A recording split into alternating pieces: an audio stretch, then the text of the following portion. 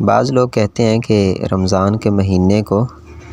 صرف رمضان نہیں کہنا چاہیے، اور اس بارے میں ایک حدیث بھی پیش کرتے ہیں جس کے الفاظ ہیں لا تقولوا رمضان فإن رمضان اسم من اسماء اللہ ولکن قولوا شہر رمضان، کہ تم رمضان نہ کہو کیونکہ رمضان اللہ کے ناموں میں سے ایک نام ہے، بلکہ تم شہر رمضان کہو۔ تو اس حدیث کو امام بیہقی رحمہ اللہ نے روایت کیا ہے، اور یہ حدیث ثابت نہیں ہے، موضوع روایت ہے، اور جبکہ خود نبی کریم صلی اللہ علیہ وسلم سے رمضان کے مہینے کو صرف رمضان کہنا ثابت ہے۔ صحیح بخاری کی حدیث ہے، نبی کریم صلی اللہ علیہ وسلم فرماتے ہیں اذا جاء رمضان فتحت ابواب الجنہ، جب رمضان آتا ہے تو جنت کے دروازے کھول دیے جاتے ہیں۔ تو لہٰذا رمضان کے مہینے کو صرف رمضان کہنا بالکل جائز ہے، اس میں کوئی حرج نہیں ہے۔